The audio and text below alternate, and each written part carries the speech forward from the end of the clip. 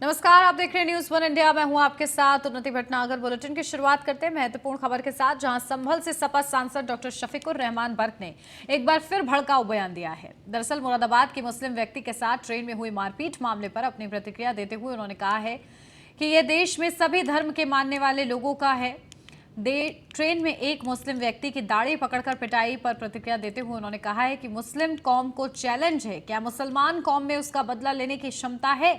उन्होंने कहा है कि मुसलमानों के साथ ये जुल्म और ज्यादती हो रही है। अभी ह्यूमन राइट्स की रिपोर्ट में मुसलमानों के साथ इस तरीके का सलूक किया जा रहा है।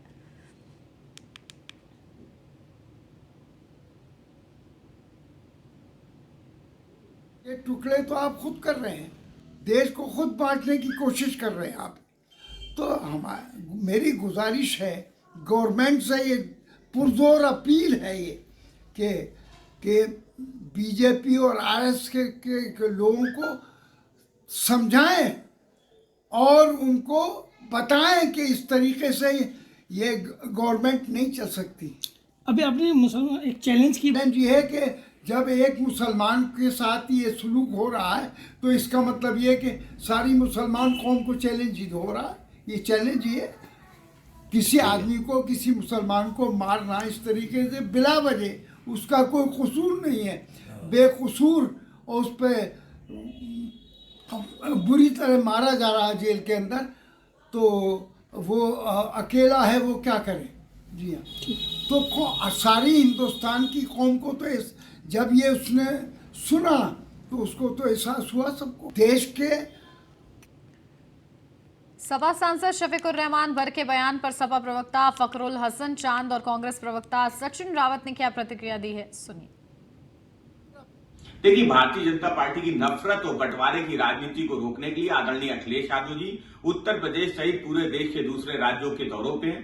आज आदरणीय अखिलेश यादव जी तेलंगाना में। आदरणीय अखिलेश यादव जी लगातार ये प्रयास कर रहे हैं कि समान विचारधारा वाले दल एक साथ एक मंच पे किस तरीके से आ जाएं। जहां तक शफीकुर रहमान बर्क जी के बयान का सवाल है जो उन्होंने मायावती जी पे दिया है, तो हम समझते हैं ये शफीकुर रहमान बर्क ही बता सकते हैं कि किस संदर्भ में उन्होंने मायावती जी की तारीफ की। इस तरह से अखिलेश यादव के नेताओं ने जो बयान दिया है मायावती जी के लिए, मैं समझता हूं कि विपक्षी एकता होनी चाहिए भारतीय जनता पार्टी को हराने के लिए, लेकिन उनका गठबंधन आपने भी देखा होगा 2019 के चुनाव में रहा और उस गठबंधन से किसको फ़ायदा था, किसको नुकसान था। उसके बाद गठबंधन टूटा। लेकिन उत्तर प्रदेश के प्रारूप में दो दल, समाजवादी पार्टी और बहुजन समाजवादी पार्टी, इन दोनों दलों ने उत्तर प्रदेश को छलने ठगने का काम किया है, क्योंकि ये लोग भारतीय जनता पार्टी से प्रेरित काम करते हैं। और अब मैं समझता हूं कि आज की डेट में कांग्रेस पार्टी की ज़रूरत है देश को, क्योंकि कांग्रेस पार्टी ही भारतीय जनता पार्टी को हरा सकती है और उनके खिलाफ लड़ सकती है। जोशीमठ में दरार के बाद डर और दहशत का माहौल है। इंसानों के साथ जानवरों को बचाने की जद्दोजहद हो रही है। इसे लेकर मुलायम सिंह यादव की बहू और भाजपा नेता अपर्णा यादव ने कहा कि जोशीमठ में छोड़े गए जानवरों को बचाने के लिए हमारी एनजीओ की एक टीम जा रही है। न्यूज वन इंडिया से बातचीत की है उन्होंने और क्या कुछ अहम कहा है, आपको सुनवाते हैं। जोशीमठ में जो तमाम लोग पीड़ित हैं, जो अपना घर बार छोड़कर जा रहे हैं, वहां पर कुछ लोग ऐसे भी हैं जिन्होंने कभी अपने पेट्स पाले होंगे, जिसमें उनके कैट्स रहे होंगे, डॉग्स रहे होंगे, लेकिन जब वो पलायन कर रहे हैं तो अपने डॉग्स को वहां छोड़कर चले जा रहे हैं, क्योंकि अब जब जान बचाने जैसी स्थिति आ रही है तो उनके पास कोई ऑप्शन नहीं रह जा रहा है। ऐसे में यहाँ पर अपर्णा यादव जी हमारे साथ बात करने के लिए, इनका एक प्रॉपर पूरा टीम है यहाँ से जो वहाँ जा रहा है, और जो वहाँ पे कैट्स हैं, पेट्स हैं, जो भी हैं, उन सबको रेस्क्यू करके किया जाएगा। एक बार विस्तार से जान लेते हैं। अपर्णा यादव जी खुद हमारे साथ मौजूद है। मैम, एक बार एक्सप्लेन करेंगी? मैं समझती हूँ कि जोशीमठ की परिस्थिति किसी से छुपी नहीं है, और वहाँ पर जो पशु हैं वो कहीं ना कहीं जो लोग पलायन कर रहे हैं, कई सारा कैटल है उसमें, और खच्चर हैं, घोड़े हैं, क्योंकि पहाड़ों में खच्चर भी बहुत ज़्यादा इस्तेमाल होते हैं। और जोशीमठ एक ऐसी जगह है जहाँ से लोग बद्रीनाथ जाते हैं, गौमुख जाते हैं, औली भी वहाँ से पड़ता है, तो कई लोग खच्चरों का भी इस्तेमाल करते हैं। अभी पलायन की इस तरीके की परिस्थिति है कि वहाँ पर लोग अपने जानवर छोड़ करके जा रहे हैं। तो पशुपालन विभाग और जो ये एनिमल हस्बेंड्री वाले जितने भी विभाग होते हैं, सरकारी रूप से वो लोग भी अपना काम कर रहे हैं, पर जीव आश्रय को मैं साधुवाद करना चाहती हूँ। इनके सभी वॉलंटियर्स को साधुवाद करना चाहती हूँ, यतेंद्र जी को, शालू जी को, अमित सहगल जी को, इनके दोनों पैरावेट्स को, कि यहाँ पर जो है वो लोग खुद अपने से आए हैं और ऐसी गंभीर परिस्थिति में वो लोग वहाँ पर उन एनिमल्स को रेस्क्यू करने जा रहे हैं। वहाँ पे देखिए, घर में आदमी तोता भी पालता है, कई लोग स्वान भी पालते हैं, बिल्ली भी पालती हैं, तो मैं समझती हूँ कि उनको बचाना बहुत अनिवार्य है और एक इंसानियत के नाते ये मानवता के लिए बहुत बड़ी बात है कि मैं समझती हूँ जानवरों को बचाना ये बड़ी सेवा है। जी मैम, आपसे एक बार जानना चाहेंगे कि हमारी जो टीम यहाँ से जा रही है प्रॉपर, वो किस तरीके से वहाँ पे उसको रेस्क्यू करने वाली है? क्या कुछ प्लान है जो वहाँ पे जाके इम्प्लीमेंट होंगे? देखिए, सबसे इम्पोर्टेंट प्लान तो यही होगा कि वहाँ पे ये लोग रहेंगे, रेकी करेंगे और उनके नेटिव्स जो वहाँ पे लोग मिलेंगे इनको, क्योंकि मोस्ट ऑफ देम वहाँ से पलायन कर चुके हैं, तो जो भी व्यक्ति लोग मिलेंगे किस तरह से ये लोग वहाँ से रेस्क्यू करते हैं, ये एक अच्छी बात होगी। प्रशासनिक मदद से एक शेल्टर बनाने का प्रयास रहेगा जहाँ पे जानवरों को रखा जाएगा। जी, तो देखिए, आपने देखा हमारे साथ अपर्णा यादव जी थी जो कह रही थी कि पेट्स को बचाना कितना ज़्यादा इम्पोर्टेंट है और उनकी रक्षा करना कितना ज़्यादा इम्पोर्टेंट है और उसको लेकर उनकी टीम लगातार यहाँ से पलायन करेगी और वहाँ पे जाके उनको रेस्क्यू करेगी। कैमरा पर्सन ज्ञान के साथ स्कंदिता मिश्रा, न्यूज़ 1 इंडिया। पूर्व मंत्री याकूब कुरैशी और उनके दोनों बेटों को आज अलग अलग जेलों में भेज दिया गया है। याकूब कुरैशी को मेरठ जेल से सोनभद्र जेल भेजा गया है।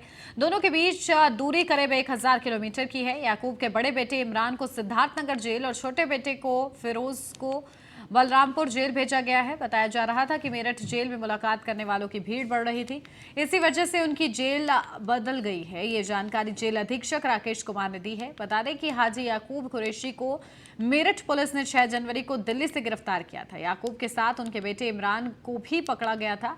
पूर्व मंत्री याकूब कुरैशी पिछले 7 महीने से फरार चल रहे थे। पूछताछ में सामने आया है कि पुलिस से बचने के लिए वो गुजरात, राजस्थान, हरियाणा में छिपते रहे थे। फिर 6 जनवरी की रात 2 बजे एसओजी टीम ने दिल्ली से पकड़ा था। साथ ही उसके बेटे इमरान को भी पकड़ा। दोनों के खिलाफ गैंगस्टर एक्ट में कार्रवाई हुई थी। के आदेश थे, शासन के आदेशानुपालन में याकूब कुरैशी को सोनभद्र, फिरोज को सिद्धार्थनगर, इमरान को बलरामपुर ट्रांसफ़र किया गया है। कल इनको यहाँ से स्थानांतरित कर दिया गया है। कारण तो हमें भी नहीं पता है, शासन के आदेश थे उसी का अनुपालन किया गया। शासन के आदेश थे। पीलीभीत में सड़क की जमीन पर पंचायत घर बनाने को लेकर मामला गरमाया हुआ है। वहीं इस पूरे मामले को लेकर प्रधान लेखपाल समेत 7 के खिलाफ मुकदमा दर्ज किया गया है। एसडीएम के आदेश पर धोखाधड़ी समेत कई धाराओं में मुकदमा दर्ज किया गया है। ये पूरा मामला बिलसंडा थाना क्षेत्र के फिरसाहा चौराहे का बताया जा रहा है।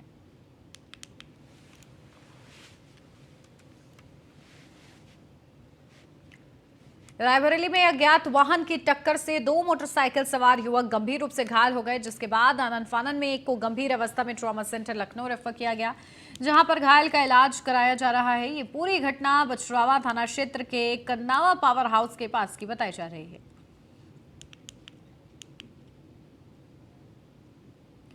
शामली में एक दर्दनाक सड़क हादसा हो गया। यहां पर बताया जा रहा है कि स्कूल जा रहे बाइक सवार छात्र की कंटेनर की चपेट में आने से मौत हो गई। छात्र की मौत से परिजनों में कोहराम मचा हुआ है।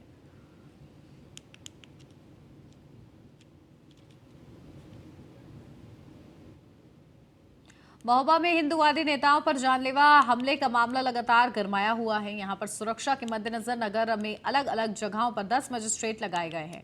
ये फोर्स हिंदू नेताओं के घर लगाई गई है। आपको बता दें कि देर रात विश्व हिंदू परिषद के जिला महामंत्री और बजरंग जिला संयोजक के ऊपर जानलेवा हमला हुआ था।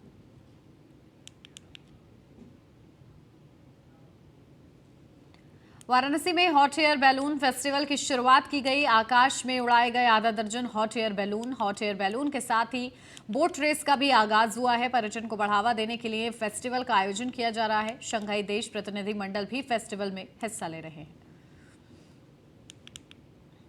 उड़ेंगे और यहीं सीएचएस ग्राउंड पे जहाँ आप खड़े हैं यहीं से उड़ेंगे। किस तरीके की तैयारियां हैं और क्या माहौल जी, है? 4 दिन का जो ये प्रोग्राम है, इसकी ये सीओ डेलीगेशन के चूँकि प्रोग्राम में था उसमें कराया जा रहा है और पर्यटन के प्रचार प्रसार हेतु तो 4 दिन का ये प्रोग्राम है। आज पहला दिन है, तो इसको आज जैसे देख रहे हैं बैलून राइड है। इसके बाद बोट फेस्टिवल का हमारा इनाग्रेशन होगा दिन में 12 बजे। शाम को कल्चरल इवेंट है और डुमरी पे जो तिदड़ फ्लाइट है वो है। सर अगर बात करें आज कहाँ से ये बलून आज ये बलून देखिए, बलून तो बाहर के ही हैं, इसमें 5 यूके के हैं, एक यूएस के हैं पायलट जो हैं, कनाडा के, एक इंडिया के, एक स्पेन के, इस तरह 10 लोग हैं टोटल। तो उसके बाद ही मतलब ये टोटल 10 पायलट हैं। खबर गाजीपुर से है, जहां खानपुर थाना पुलिस का लोगो लगी एक कार से 48 किलोग्राम अवैध गांजा बरामद किया गया है, जिसकी कीमत करीब 4 लाख रुपए बताई जा रही है। पुलिस ने 2 अभियुक्तों राघव सिंह और हर्षदीप सिंह को गिरफ्तार किया है। खानपुर थाना क्षेत्र के गोमती नदी पुलिया के खरौनी से पुलिस ने ये बरामदगी की है। मादक पदार्थों के विरुद्ध जो गाजीपुर पुलिस की एक मुहिम चल रही है, उसमें एक बड़ी सफलता आज खानपुर पुलिस और हमारी स्वाट सर्विलांस टीम को मिली है। इसमें 2 लोग एक स्कॉर्पियो के माध्यम से मादक पदार्थों की तस्करी करने की सूचना थी, जिस पे चेकिंग की जा रही थी। तो एक खरौना पुल पड़ता है, वहाँ पे संयुक्त टीम द्वारा जब चेक किया गया तो इन लोगों के पास से लगभग 50 किलो गांजा, जिसकी मार्केटिंग करने के हिसाब से पैकेजिंग भी कर रखी थी 2-2 किलो में, और एक अच्छी SUV गाड़ी में पकड़े गए हैं। आज इन दोनों को गिरफ्तार करके जेल भेजा जा रहा है। मादक पदार्थों गाजियाबाद के मोदीनगर की बैंक कॉलोनी में रिटायर्ड फूड इंस्पेक्टर के घर को चोरों ने अपना निशाना बनाया, जहां लाखों रुपए की ज्वेलरी और नकदी पर हाथ साफ कर गए चोर। बताया जा रहा है कि चोरों ने घटना को तब अंजाम दिया जब फूड इंस्पेक्टर और उनकी पत्नी अपनी लड़की के यहां बेंगलुरु गए हुए थे। जब वो लोग वापस आए तो घर बिखरा हुआ पड़ा था। इस बात की सूचना उन्होंने पुलिस को दी, जिसके बाद पुलिस अब इस पूरे मामले की जांच कर रही है।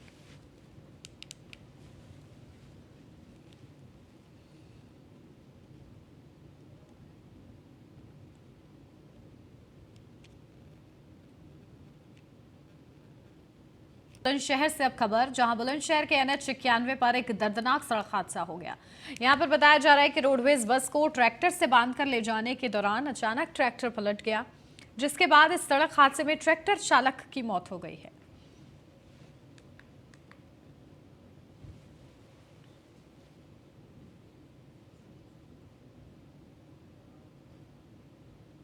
आगरा में SOG टीम पूर्वी जोन और थाना बमरौली कटारा पुलिस को बड़ी सफलता मिली है। पुलिस ने सॉल्वर गैंग का खुलासा किया है, जो परीक्षाओं में रुपए लेकर पास कराने का ठेका लेते थे। पुलिस ने गैंग के 3 सदस्यों को गिरफ्तार किया है और 3 आरोपी अभी भी फरार बताए जा रहे हैं। पुलिस ने आरोपियों से 11 आधार कार्ड, 2 एडमिट कार्ड, 3 मोबाइल और एक सेंट्रो कार सहित नकदी राशि बरामद की है। बताया जा रहा है कि solver UP police 2021 batch qualify कर चुका था। फर्जी तरीके से कागजात तैयार करके परीक्षा में बैठता था और परीक्षा पास कराने की लाखों रुपए लिया करता था।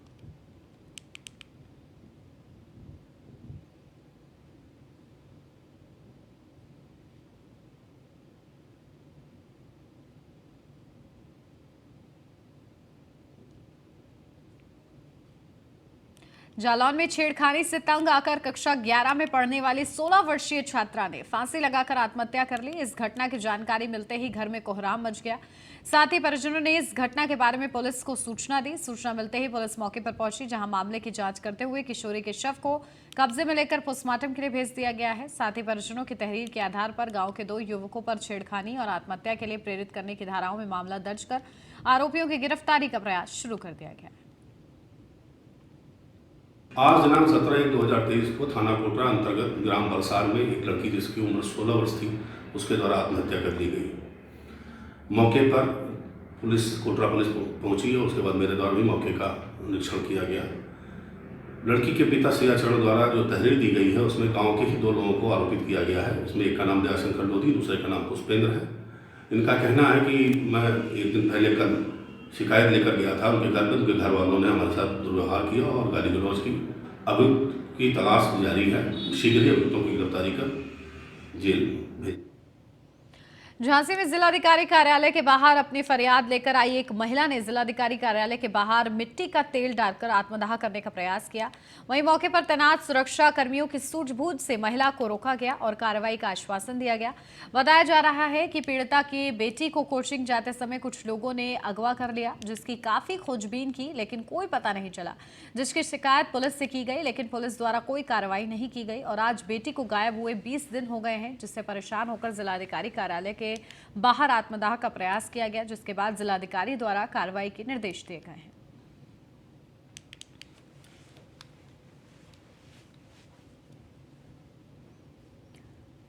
सिद्धार्थनगर के नवनिर्मित शिवपुर डिडई थाने में पुलिस अधीक्षक अमित कुमार आनंद ने भोजनालय और आरओ प्लांट का उद्घाटन किया। नवनिर्मित थाना परिसर में ये दोनों सुविधाएं जन सहयोग के माध्यम से की गई हैं। उद्घाटन के बाद पुलिस अधीक्षक अमित कुमार आनंद ने कहा कि ये दोनों मूलभूत सुविधाएं होने से पुलिस कर्मियों को काफी आसानी होगी और उन्हें अब मेन्यू के अनुसार शुद्ध भोजन और शुद्ध पेयजल थाने में मिलेगा।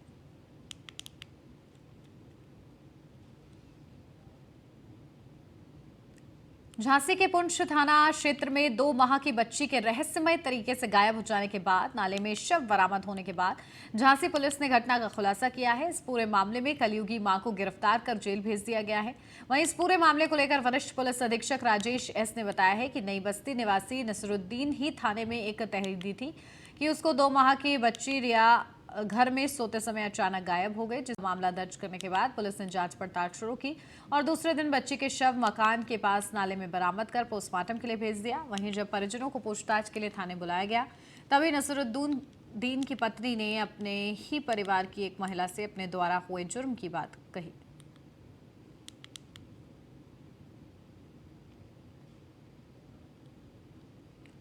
हरदोई में प्रदेश स्तर पर इन्वेस्टर समिट का आयोजन हो रहा है। प्रदेश और देश स्तर के उद्योगपति प्रदेश में निवेश करने के लिए आ रहे हैं, इन्वेस्ट करने के लिए आ रहे हैं। जिलाधिकारी ने कहा है कि प्रमोशन की कोशिश हरदोई में हो निवेश, जिससे कृषि क्षेत्र में किसानों की आमदनी बढ़े और युवाओं को रोजगार मिलेगा। इसी को लेकर जेके लॉन में मीट कार्यक्रम का आयोजन किया जा रहा है।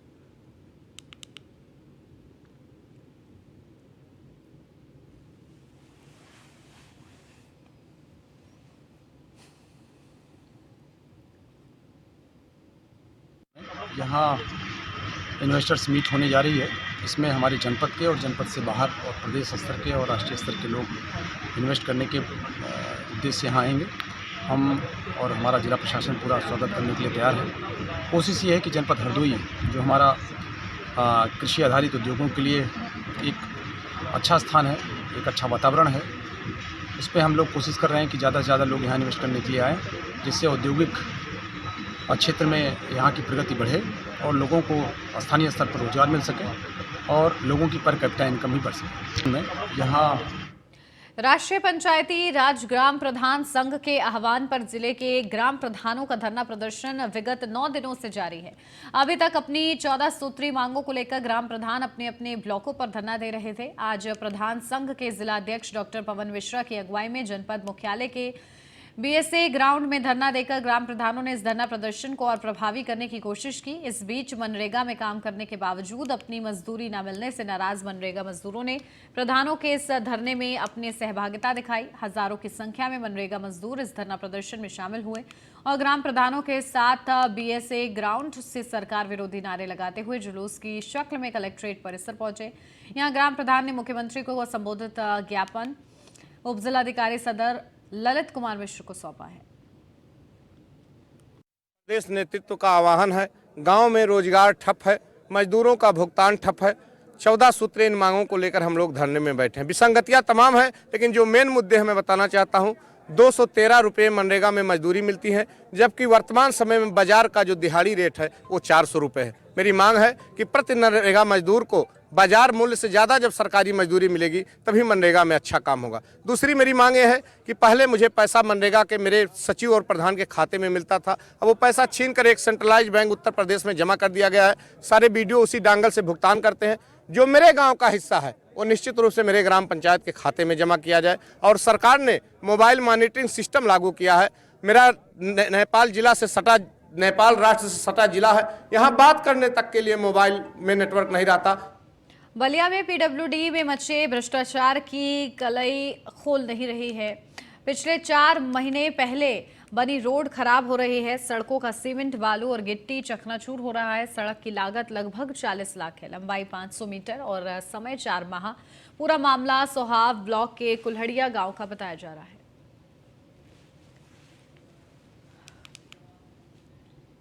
यूपी के बुलंदशहर में हरे पेड़ों के अवैध कटान को लेकर भाकियू कार्यकर्ता भड़क गए। खानपुर थाने का घेराव कर प्रदर्शन किया। सयाना अनूप शहर रेंज में लकड़ी माफियाओं द्वारा हरे पेड़ों का कटान रोकने की मांग को लेकर भाकियू नेता ने एसडीएम को ज्ञापन सौंपा।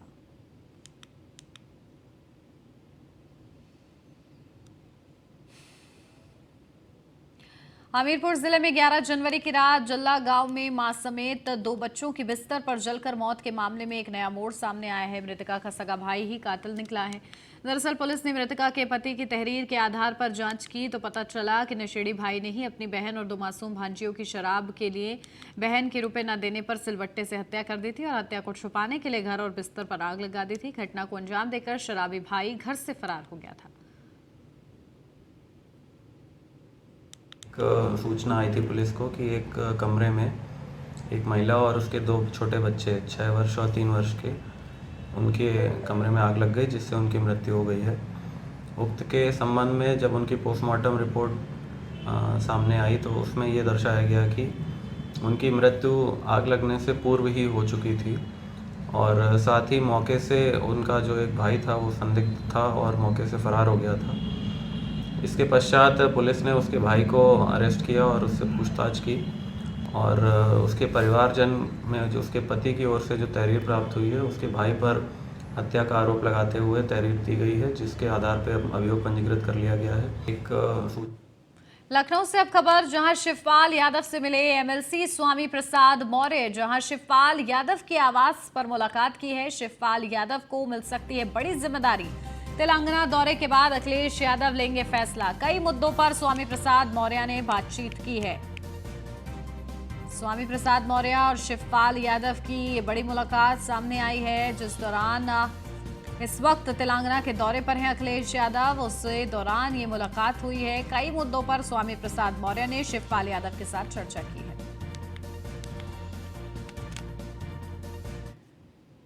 इस बुलेटिन में फिलहाल बस इतना ही। आप बने रहिए न्यूज़ 1 इंडिया के साथ।